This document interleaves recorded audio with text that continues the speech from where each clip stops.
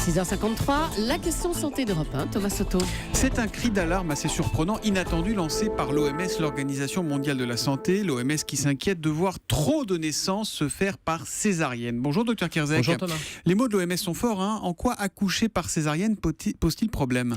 Les mots sont forts parce que l'Organisation mondiale de la santé parle d'épidémie de césarienne. D'épidémie parce que le taux idéal de naissance par césarienne, ça serait autour de 10 à 15%. Et depuis des années, voire même depuis 30 ans, la communauté médicale commence à dire attention, pas trop de césarienne parce que quand elle n'est pas médicalement justifiée, c'est plutôt un facteur d'aggravation plutôt qu'un facteur de sécurité des soins.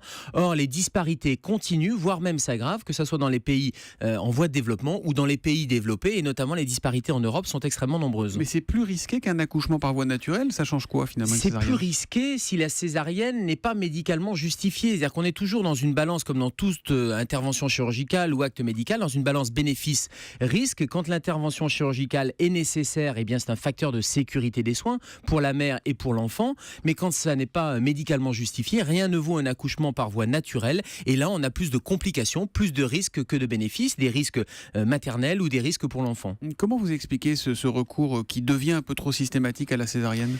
La facilité probablement, parce que quand on regarde Chypre, une naissance sur deux a lieu par césarienne, l'Allemagne 31% au lieu des 10-15% qui seraient communément acceptés.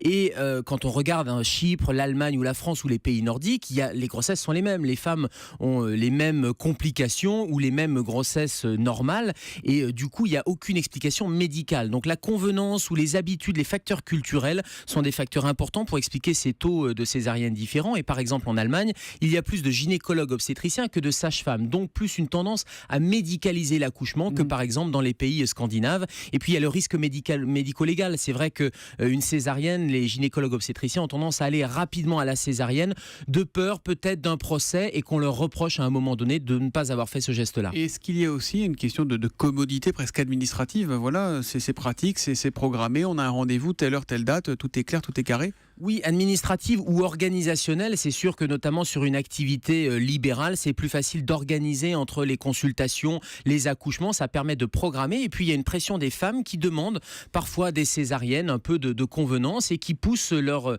obstétricien à faire cette césarienne. Bref, c'est devenu un peu la facilité et la convenance contre les recommandations et notamment les recommandations de bonne pratique clinique de la Haute Autorité de Santé qui avait édicté ces recommandations en 2012 en disant attention, pas trop de césarienne, c'est un facteur d'insécurité des soins. Rappelez-nous quand même dans quel cas la césarienne reste indispensable, voire obligatoire ? En urgence, bien sûr, des cas de souffrance aiguë. Et puis sur les césariennes programmées, il y a des indications qui sont très claires, des indications notamment en fonction de la taille du bébé, la macrosome, ce qu'on appelle la macrosomie, des enfants un peu gros pour un bassin un peu petit. Mais toutes les indications, les grossesses gémellaires, les jumeaux, les grossesses sur des utérus cicatriciels, c'est-à-dire quand on a déjà eu une césarienne, ce ne sont pas des indications systématiques. Ça peut être dans un deuxième temps, mais en tout cas, c'est le côté systématique de la césarienne contre lequel la Haute Autorité de Santé et l'OMS veulent lutter. Quand on a eu un accouchement par césarienne pour un premier enfant, ce ne sera pas systématiquement une césarienne pour le second ? Dans les recommandations, c'est très clair, le second, ce n'est pas forcément et systématiquement par césarienne. Il est la nuit aux urgences et tous les matins avec nous à 7h-5 pour la question santé d'Europe 1, c'est le Dr Kierzek que l'on retrouve demain matin. À demain Gérald. Demain, bonne journée Thomas.